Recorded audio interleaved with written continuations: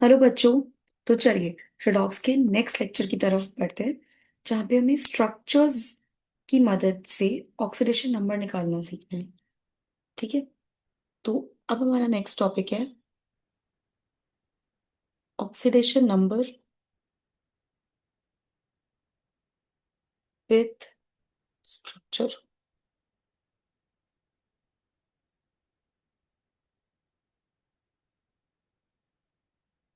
ठीक है, इसको स्टार्ट करते हैं। यार देखो, जब कोई आयनिक बॉन्ड होता है ना, जैसे अगर मैं NaCl की बात करूं, तो ये डायरेक्ट टूटता है किसमें? Na+Cl negative. तो इसका हमें ऑलरेडी पता है तोड़ के। ठीक है, कुछ रूल्स हैं। देखो, स्ट्रक्चर की तरफ बढ़ने से पहले कुछ रूल्स हैं। आयनिक बॉन्ड को आप डायरेक्ट तोड़ सकते हो। अगर मैं कोवेलेंट बॉन्ड की बात करूं, और इसमें एक अजम्पशन मैं कर रही हूं कि जो इलेक्ट्रोनेगेटिविटी है वो ए की बी से ज्यादा है। ठीक है। अब मैं कुछ डेमोन्स्ट्रेशंस दिखा रही हूँ आपको, इन पे चर्चा करेंगे।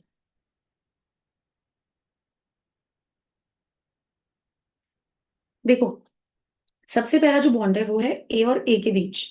ठीक है। जब ए और ए के बीच बॉन्ड है, दोनों ही सेम स्ट्रेंथ के हैं। अगर दोनों ही सेम स्ट्रेंथ के हैं, तो दो इलेक्ट्रॉन्स जो इनके बीच में है, सिंगल बॉन्ड का मतलब क्या है? इस ए का एक इलेक्ट्रॉन है, इस ए का एक इलेक्ट्रॉन है। तो जब ये बॉन्ड टूटेगा, तो ए अपना इलेक्ट्रॉन लेके भागेगा, ये वाला ए अपना इलेक्ट्रॉन लेके भागेगा। जब दोनों ए अपना अपना इलेक्ट्रॉन लेके भागेंगे, तो जब ये बॉन्ड टूटेगा, तो ये अपना इलेक्ट्रॉन लेके भागेगा, ये अपना इलेक्ट्रॉन लेके भागेगा। तो चार्ज क्या आएगा? 0 0। क्योंकि दोनों सेम स्ट्रेंथ के हैं। किसी में भी इतनी पावर नहीं कि वो दूसरे का इलेक्ट्रॉन लेके भाग जाए। ऐसे ही डबल बॉन्ड जब होता है, तो यहाँ पे चार इलेक्ट्रॉन्स होते हैं। ये अपना इलेक्ट्रॉन लेके भागेंगे, ये अपना इलेक्ट्रॉन लेके भागेंगे। तो जब बॉन्ड टूटेगा तो उस पर चार्ज आएगा 0 0। ऐसे ही ट्रिपल बॉन्ड में ये अपने तीन इलेक्ट्रॉन लेके भागेगा, ये अपने तीन इलेक्ट्रॉन लेके भागेगा, चार्ज आएगा 0 0। अब AB का बॉन्ड सोचो। जब AB का बॉन्ड टूटेगा, तो क्योंकि आपने बोला है कि A ज्यादा इलेक्ट्रोनेगेटिव है B से, तो क्या होगा? A अपना तो इलेक्ट्रॉन लेके भागेगा ही, B का भी इलेक्ट्रॉन लेके भाग जाएगा। तो B पे आएगा पॉजिटिव और A पे आएगा नेगेटिव। यहाँ पे देखो, जब ये वाला बॉन्ड टूटेगा, तो ए अपने तो दोनों इलेक्ट्रॉन्स लेके भागेगा ही, बी के भी दोनों इलेक्ट्रॉन्स लेके भाग जाएगा, क्योंकि वो ज्यादा इलेक्ट्रोनेगेटिव है, आपने माना है। तो इस पे क्या आएगा? -2। इस पे क्या आएगा? +2। जब ये वाला टूटेगा, तो तीन बॉन्ड टूट रहे हैं, तो ए क्या करेगा? बी के तीन इलेक्ट्रॉन्स लेके भागेगा, तो उस पे क्या आएगा? -3। बी पे क्या आएगा? +3। क्या ये बात क्लियर है? आगे चलें। अब एक तरीके का बॉन्ड होता है, जैसे हम कहते हैं कोऑर्डिनेट बॉन्ड। क्या कहते हैं? Coordinate bond. ये आप पहली बार सुन रहे हैं, है ना? तो इसको ध्यान से समझना समझना कि ये क्या है। जैसे मान लो एक्स एक बंदा है और एक वाई एक बंदा है। ठीक है। एक्स के पास दो इलेक्ट्रॉन्स हैं। तो एक्स क्या करता है? सबसे पहले तो वाई को एक इलेक्ट्रॉन दे देता है पूरी तरीके से। तो एक्स पे आया पॉजिटिव, वाई पे आया नेगेटिव। अब ये लोग क्या कर लेंगे? अब ये एक इलेक्ट्रॉन और ये वाई का एक इलेक्ट्रॉन आपस में कोवलेंट बॉन्ड से शेयरिंग कर लेंगे। ठीक है। इसको ऐसे दिखाएंगे। इसी को दिखाने का एक तरीका और है कि हम इसको ऐसे दिखा दें, एरो बना के। ठीक है। तो बेसिकली क्या हुआ, एक्स ने एक इलेक्ट्रॉन पहले वाई को दिया, फिर एक्स का एक सिंगल इलेक्ट्रॉन, वाई का एक सिंगल इलेक्ट्रॉन, इन दोनों ने शेयरिंग कर ली कोवेलेंट की तरह। इस दौरान क्योंकि एक्स ने पूरा इलेक्ट्रॉन दिया था, तो एक्स पे आया पॉजिटिव। वाई ने एक पूरा इलेक्ट्रॉन ले लिया था, तो वाई पे आया नेगेटिव। ठीक है। इसका रिप्रेजेंटेशन ऐसे भी किया जा सकता है। ठीक है। अब इसको ध्यान से देखना। यहाँ पे भी एक अजम्पशन में कर रही हूँ कि इलेक्ट्रोनेगेटिविटी ए की बी से ज्यादा है। तो ध्यान से देखना, 21 होगा ये, और 21 होगा ये। ठीक है। अब देखो, इस बॉन्ड को मैं ऐसे भी रिप्रेजेंट कर सकती हूँ। देखो, इस एरो को देखना, जहां से एरो स्टार्ट हुआ था उस पे पॉजिटिव था ना। तो यहाँ पे इसको मैं ऐसे लिख सकती हूँ कि बी पे पॉजिटिव है, ए पे नेगेटिव है। ठीक है। अब इस बॉन्ड को तोड़ो। कौन ज्यादा इलेक्ट्रोनेगेटिव है? ए। कौन सा इलेक्ट्रोनेगेटिव है? ए। तो बॉन्ड टूटने की वजह से भी ए पे क्या आएगा? नेगेटिव। और बॉन्ड टूटने की वजह से बी पे क्या आएगा? पॉजिटिव। अब ए पे कितने नेगेटिव हो गए? 2, तो -2, और बी पे कितने पॉजिटिव हो गए? 2, तो क्या है? +2। इसको कैसे रिप्रेजेंट कर सकते हैं? इसको ऐसे कर सकते हैं, ए पे पॉजिटिव, बी पे नेगेटिव। अब बॉन्ड तोड़ो। अब अगर बॉन्ड तोड़ेंगे, देखो ये पॉजिटिव नेगेटिव तो छोड़ दो, ठीक है, तो पहले के ही है। अब नए देखो, अब बॉन्ड तोड़ेंगे तो who is more more electronegative? A. तो ए पे क्या आएगा? नेगेटिव। बी पे क्या आएगा? पॉजिटिव। ये देखो, negative positive cancel, positive negative cancel, तो ए पे क्या आया? 0। बी पे भी क्या आया? 0। ये रूल्स हमें याद रखने हैं, तो हम सारे स्ट्रक्चर्स को बहुत इजीली उनको सॉल्व कर सकते हैं। पहला स्ट्रक्चर है H2SO4। ठीक है, स्ट्रक्चर्स अभी मैं आपको सिखा रही हूँ, ठीक है, कैसे बनाते हैं। फिर उनको बॉन्डिंग चैप्टर में हम डिटेल में पढ़कर आए हैं या पढ़ेंगे, डिपेंड करता है अपनी बॉन्डिंग कब पढ़ी है। ठीक है, ध्यान से देखिए, ये इसका स्ट्रक्चर होता है। अब ये वाला बॉन्ड तोड़ो सबसे पहले, सल्फर और ऑक्सीजन का। सल्फर और ऑक्सीजन में कौन ज्यादा इलेक्ट्रोनेगेटिव है? ऑक्सीजन। तो ये इस तरीके का बॉन्ड हो गया, ए बी वाला। जो ज्यादा इलेक्ट्रोनेगेटिव होता है उसमें नेगेटिव आ जाता है। जैसे ए पे नेगेटिव आ गया था और बी पे क्या आया था? पॉजिटिव। तो सल्फर और ऑक्सीजन का जब बॉन्ड तोड़ेंगे तो who is more electronegative? Oxygen. तो इस पे आया माइनस, इस पे आया प्लस। ठीक है, यहाँ पे तोड़ो, तो ऑक्सीजन पे आएगा -2, सल्फर पे आएगा +2। ये वाला तोड़ो, इस पे आएगा -2, इस पे आएगा +2। ये वाला तोड़ो, इस पे आया -1, इस पे आया +2। टोटल सल्फर पे कितना चार्ज बना? ध्यान से देखो, गिनो।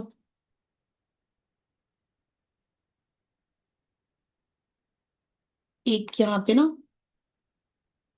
ये वाला +1 लिखना था, मैंने गलती से +2 लिख दिया। एक ही बॉन्ड टूटा ना, तो +1 होगा। अब सल्फर पे कितना चार्ज बना टोटल? देखो, 1 +2 3, 3 +2 5, 5 +1 6, 6 बना टोटल। ठीक है, तो ऐसे हम स्ट्रक्चर से सॉल्व कर सकते हैं किसी की भी ऑक्सीडेशन स्टेट। और एग्जांपल्स करते हैं। नेक्स्ट है C3O2। इसका नाम है कार्बन सब ऑक्साइड। इसका स्ट्रक्चर कैसे बनता है?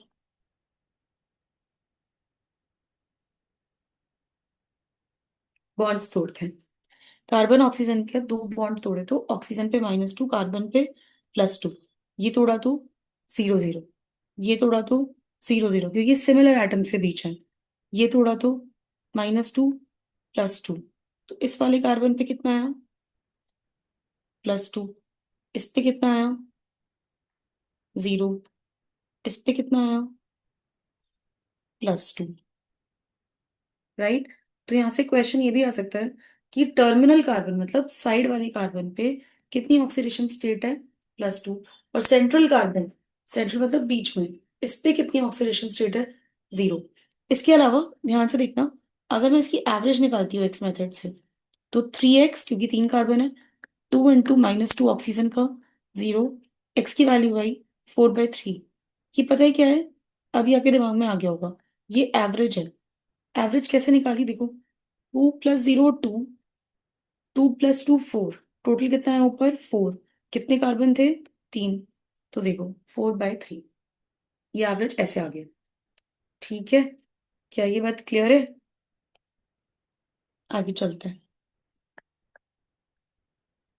Br3O8, इसको कहते हैं try bromo octa oxide. Try bromo क्योंकि 3 है, ब्रोमीन ऑक्सीजन 8 है, इसलिए ऑक्टा ऑक्साइड।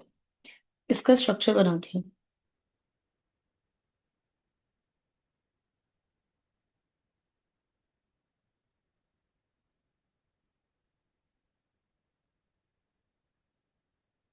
ध्यान से देखेंगे अब। ब्रोमीन और ऑक्सीजन का बॉन्ड टूटा, तो ऑक्सीजन पे आया -2, ब्रोमीन पे आया +2। ये टूटा तो इस पे -2, इस पे +2। ये टूटा तो इस पे -2, इस पे +2। और ये टूटा तो, क्योंकि सिमिलर एटम के बीच टूटा है, तो 0 0। तो इस ब्रोमीन पे टोटल कितनी आई ऑक्सीडेशन स्टेट? +6। इसको तोड़ो, इस पे -2, इस पे +2, इस पे -2, इस पे +2। और जब इसको तोड़ेंगे तो बेटा 0 और इस पे 0, क्योंकि सिमिलर के बीच तोड़ा है। तो इस वाले ब्रोमीन पे कितनी ऑक्सीडेशन स्टेट आई टोटल? +4। अब लास्ट वाले ब्रोमीन पे तोड़ो। ये वाला बॉन्ड तोड़ा तो इस पे -2 और इस पे +2। ये वाला तोड़ा तो इस पे -2, इस पे +2। ये वाला तोड़ा तो इस पे -2, इस पे +2। कितना आया ब्रोमीन पे इस पे? +6। इस पे +6 आया, ये +4 और ये +6। कोई बोलेगा टर्मिनल ब्रोमीन पे कितनी ऑक्सीडेशन स्टेट है, तो +6। सेंट्रल ब्रोमीन पे कितनी है, तो +3। अब इसी को एक्स मेथड से निकालो। तो ब्रोमीन को एक्स मान लिया, 3x, 8 × -2 ऑक्सीजन की, टोटल चार्ज 0। तो एक्स की वैल्यू कितनी आई? 16/3। अब आपका आवाज आ गया होगा कि हाँ मैम ये एवरेज है। एवरेज कैसे निकालोगे? देखो, 6, ये वाली 4 और ये वाली 6 डिवाइड बाय कितनी थी ब्रोमीन? 3। तो 6 + 4 10, 4 + 6 16/3। देखो ये आ गई एवरेज। ठीक है, क्या ये बात समझ आई? पक्का? चलो आगे चलते हैं। नेक्स्ट, फोर्थ की तरफ पढ़ते हैं। CrO5। ठीक है, इसको ध्यान से देखते हैं। सबसे पहले मैं इसका एक्स मेथड से क्रोमियम को ऑक्सीडेशन स्टेट निकालती हूँ। तो x + 5 ऑक्सीजन की -2, टोटल चार्ज 0। तो एक्स की वैल्यू कितनी आई? +10। अब आप याद करो, मैंने आपको बताया था कि क्रोमियम की मैक्सिमम ऑक्सीडेशन स्टेट कितनी पॉसिबल है। पिछले लेक्चर को याद करो, मैंने आपको बताया था क्रोमियम की maximum oxidation state which is possible is +6। ठीक है, तो यहाँ पे मैं आपको पहले तो एक नोट लिख के दे रही हूँ, बहुत ध्यान से इसको कॉपी करेंगे। यूजिंग कैलकुलेशन, अगर कैलकुलेशन के वजह से if oxidation state of an element comes more than its maximum oxidation state, then maximum oxidation state of that element will be its oxidation state। क्या लिखा है? अगर एक्स मेथड से जो आपने कैलकुलेट की है वो मैक्सिमम जितनी पॉसिबल है उससे ज्यादा आ जाए, तो ये आंसर गलत है। और फिर बिना कुछ सोचे समझे आप वो आंसर लिखाना जो मैंने बताया था कि उसकी मैक्सिमम कितनी पॉसिबल है। उसकी मैक्सिमम कितनी पॉसिबल है? +6। तो वो एक्चुअली किस में है? +6 में। अब इसको मैं वेरीफाई भी करा देती हूँ, ऐसा क्यों हुआ होगा। ध्यान से देखो, इसका स्ट्रक्चर होता है ऐसा।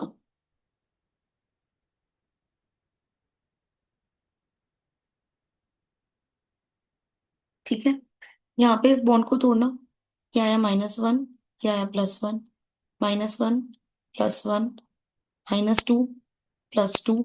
ये वाला तोड़ो, -1, +1। ये तोड़ो, -1, +1। क्रोमियम की ऑक्सीडेशन स्टेट कितनी निकली यहाँ से? +6। कितनी निकली? +6। आ गया ना +6 आंसर? देखो, अब ये स्ट्रक्चर बहुत इंपॉर्टेंट है। एक तो ये स्ट्रक्चर इसलिए इंपॉर्टेंट है क्योंकि ये बटरफ्लाई जैसा दिख रहा है, तो बटरफ्लाई स्ट्रक्चर कहते हैं इसको। दूसरा, यहाँ पे ये वाला बॉन्ड तोड़ेंगे तो ऑक्सीजन पे 0 0 आएगा। तो ये ऑक्सीजन की ऑक्सीडेशन स्टेट कितनी है? -1। इसकी भी कितनी है? -1। इसकी इसकी भी -1, क्योंकि ये बॉन्ड तोड़ने पे तो कुछ आएगा ही नहीं, 0 0 आएगा। तो इसकी भी -1 और इस वाले ऑक्सीजन की भी -1। तो यहाँ पे ये -1 -1 -1 -1 में है। ये आपको ऐसा नहीं दिख रहा O2 - 2 की तरह? इसीलिए इसको बोलते हैं परऑक्साइड लिंकेज। क्या बोलते हैं? Peroxide linkage. तो यहाँ पे एक सवाल भी आ सकता है कि नंबर ऑफ परऑक्साइड लिंकेज कितने हैं? तो कितना आएगा? 2। एक ये रहा और एक ये रहा। ठीक है, 2 परऑक्साइड लिंकेज है। अब मैं आपको बताती हूँ आपका क्वेश्चन एक्स मेथड से गलत क्यों हुआ। ध्यान से देखो, यहाँ पे सिर्फ ये वाला ऑक्सीजन है जिसकी ऑक्सीडेशन स्टेट -2 में है, बाकी चारों की किस में है? -1 में। आपने क्या किया, आपने सबकी -2 ले ली, क्योंकि आपको तो स्ट्रक्चर पता नहीं था, राइट। तो अब इसीलिए आपका वो आंसर क्या आ गया, गलत। अगर आप एक की -2 और बाकी चारों की -1 ले लेंगे, तो आपका एक्स मेथड से भी आंसर क्या आएगा, एकदम सही आएगा। क्या आएगा, एकदम सही आएगा। ठीक है। अभी नंबर आपने कौन सा किया था, 4। अब 5 की तरफ बढ़ते हैं। K3CrO8, इसका भी स्ट्रक्चर इंपॉर्टेंट है। पहले तो सुनो, K3CrO8 टूटता किसमें है, 3K+CrO8, 3 नेगेटिव, क्योंकि 3 पॉजिटिव निकल चुके ना, तो बचे कितने, 3 नेगेटिव, राइट। अब देखो इसका स्ट्रक्चर,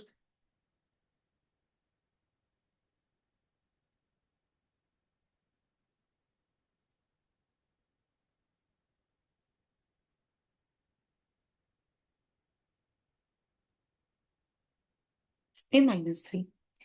यहां पे अगर कोई मुझसे पूछे नंबर ऑफ परऑक्साइड लिंकेज कितने हैं, तो बेटा 4 है। ठीक है।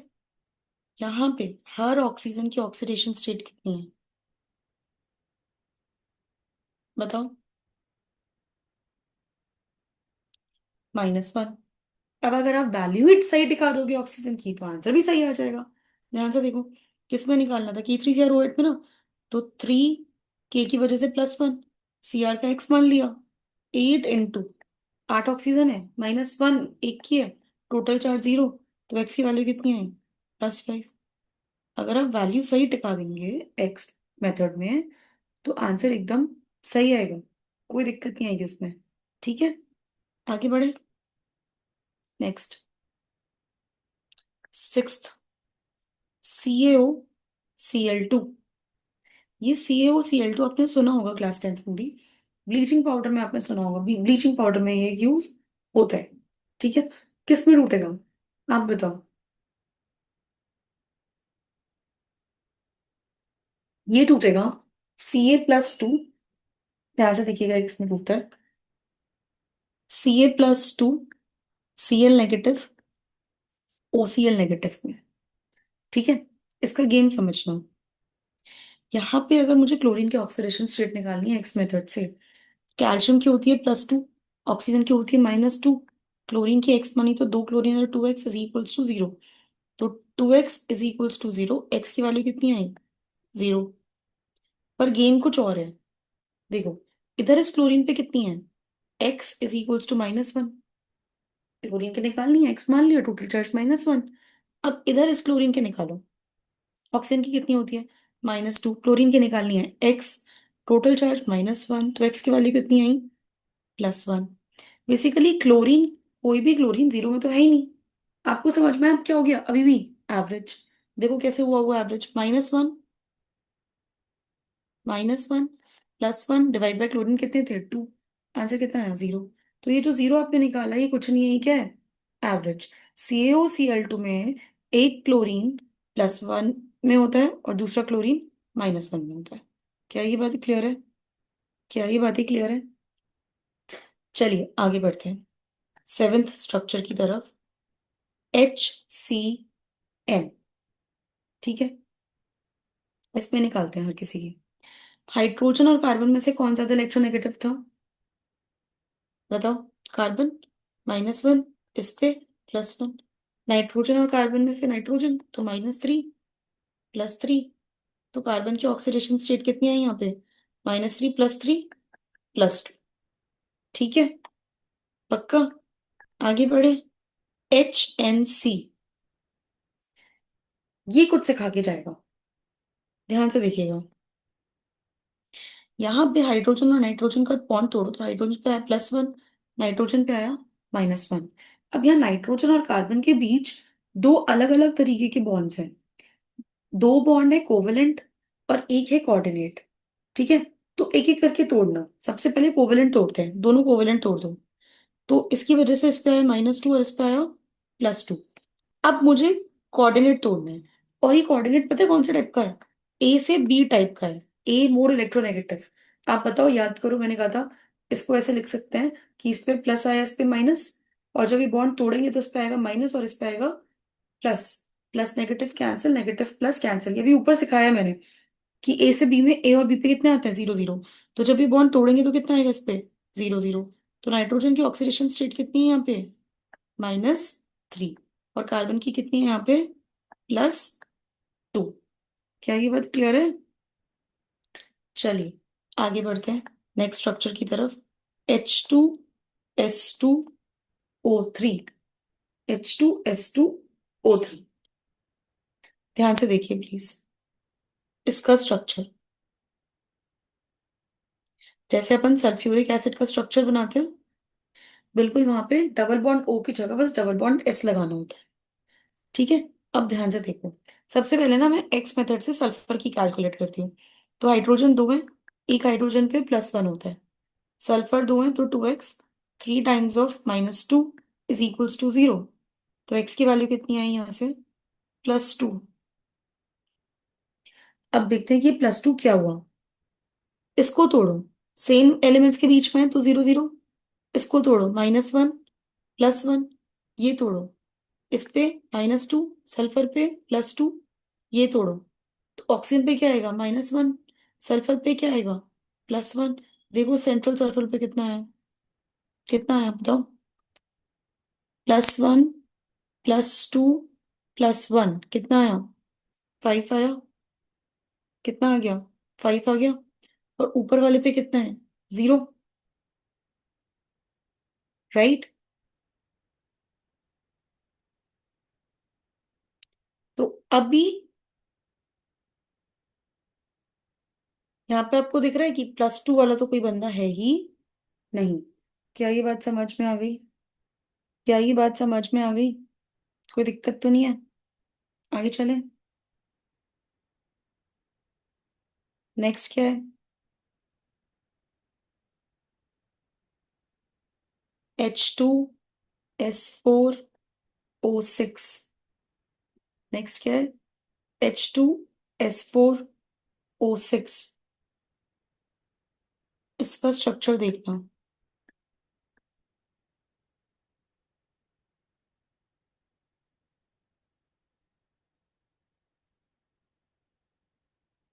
इसमें ये वाला बॉन्ड तोड़ेंगे, सिर्फ सल्फर सल्फर की निकालनी है। तो इस पे आया -1, इस पे आया +1, ये तोड़ो, इस पे -2, इस पे +2, ये तोड़ो, 0 0, ये तोड़ो, -2 +2।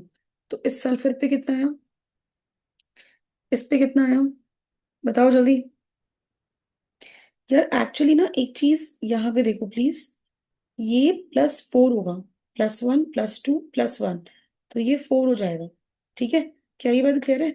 तभी इसका एवरेज भी देखो, 4 + 0 4, डिवाइड पे 2 सल्फर है तो 2, है ना? तो ये हो गया 2। ठीक है, उस टाइम पे कैलकुलेशन मिस्टेक होगी थोड़ी सी। ध्यान से देखो, H2S4O6 को देखो, यहाँ पे इसकी कितनी आई, +5। ठीक है, ये तोड़ो, इस पे कितना आया, 0 0, ये तोड़ो, इस पे कितना आया, 0 0, क्योंकि सेम ही है। ये तोड़ो, इस पे कितना आया, -2, और इस सल्फर पे कितना आया, +2। ये तोड़ो, इस पे कितना आया, -1 +1, ये तोड़ो, इस पे -2 और इस पे +2। तो इस सल्फर पे कितना आया, +5, कितना आया, +5। तो अब आप बताओ एक्स मेथड से कितनी निकलेगी, निकालूंगी तो बाद में, पर पहले पहले बताओ कितनी निकलेगी। -5 0 0 +5। तो बेटा +5 0 +5 +5 0 +5 +5 +5 10, 10/4 2.5 आना चाहिए। देख लेते हैं, मैच कर लेते हैं। हाइड्रोजन दो है, एक पे होता है +1, सल्फर 4 है 4x, ऑक्सीजन 6 है, एक पे होता है -2, टोटल चार्ज 0। तो ये हो गया 2 + 4x -12 is equals to 0, 4x -10 is equals to 0। x की वैल्यू आई 10/4 विच इज 2.5। मैंने कहा था ना इतना ही आएगा, एवरेज आ रहा है। ठीक है, चलो नेक्स्ट पे पहुंचे। अब ये लास्ट स्ट्रक्चर है अपने सिलेबस में, हम इसको भी देख लेते हैं। H2S2O8। ठीक है, इसको भी ध्यान से देखते हैं। इस स्ट्रक्चर को मैं बनाती हूँ।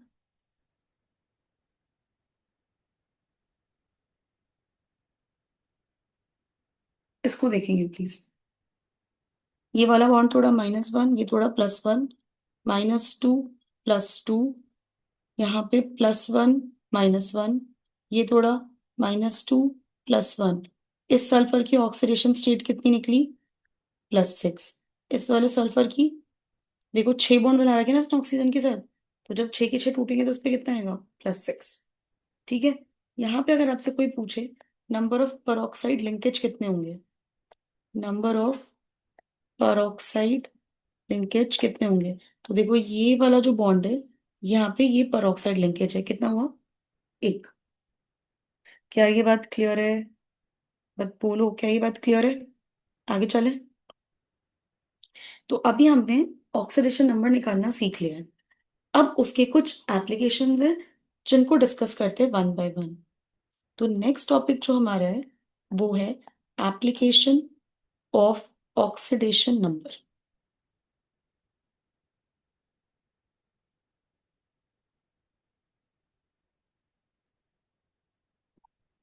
देखिए, सबसे पहले एप्लीकेशन है to compare the strength of oxy acid and base. तो इसके लिए मैं आपको बताती हूँ कि अगर मुझे किसी भी एसिड की स्ट्रेंथ को कंपेयर करना है, तो बस अगर सेंट्रल एटम की ऑक्सीडेशन स्टेट पता है मुझे, दो एसिड्स में सेम एटम है, सेंट्रल एटम सेम है, और उनके ऑक्सीडेशन स्टेट्स पता है, तो मैं बहुत इजीली कंपेयर कर सकती हूँ। जिसकी ऑक्सीडेशन स्टेट ज्यादा, वो ज्यादा अच्छा एसिड। मैम ऐसा क्यों? तो बेटा इक्विलिब्रियम चैप्टर में हम एक टॉपिक पढ़ते हैं which is called Lewis acid. Lewis acids कौन होते हैं? जो इलेक्ट्रॉन लेना चाहते हैं, है ना? तो जिसपे पॉजिटिव चार्ज बढ़ेगा, जिसकी ऑक्सीडेशन नंबर स्टेट बढ़ेगी, जिसपे पॉजिटिव चार्ज बढ़ेगा, वो ज्यादा इलेक्ट्रॉन लेना चाहेगा। जो ज्यादा इलेक्ट्रॉन लेना चाहेगा वो ज्यादा अच्छा एसिड है। ठीक है। तो अभी आप क्या याद रखेंगे कि अगर ऑक्सीडेशन नंबर बढ़ता है तो एसिड की स्ट्रेंथ बढ़ेगी, और बेस के लिए क्या हो जाएगा? उल्टा। तो अगर मुझे स्ट्रेंथ ऑफ बेस बताना होगा तो वो क्या होगी इस बार? Inversely proportional to oxidation number of central atom. आया समझ?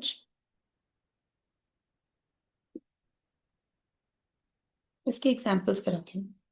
सबसे पहले मैं एसिडिक स्ट्रेंथ ही कंपेयर करा रही हूँ। जैसे HClO4, HClO3, HClO2 और HClO। यहाँ पे ये +7 में है क्लोरीन, यहाँ पे ये +5 में है, यहाँ पे ये +3 में है, यहाँ पे ये +1 में है।